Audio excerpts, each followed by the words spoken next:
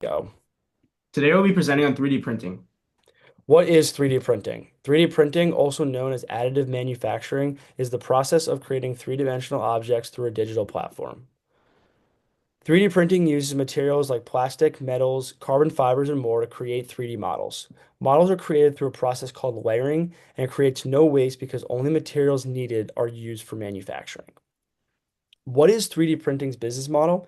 It automates processes through continuous production and easily customizable features. It democratizes data through small-scale manufacturing and easy data sharing, and it reduces user friction through simple to use software and localized production. Now looking at the four pillars of digital transformation with respect to 3D printing. The four pillars are IT uplift, digitizing operations, digital marketing, and new ventures.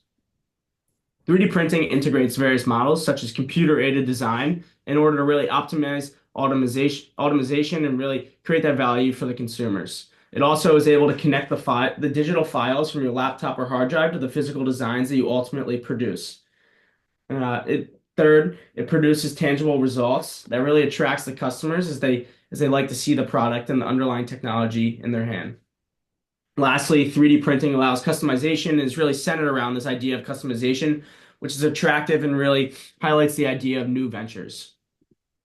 Going to some real world applications. First, one that I'd like to highlight is in the healthcare space. 3D printing allows surgeons to better tailor implants to the patients. It improves patient outcomes are when complex parts and with complex shapes are needed. They're able to easily be printed and makes it way more efficient.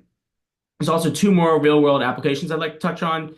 Food and tech and instruments is where we see 3D printing really emerge.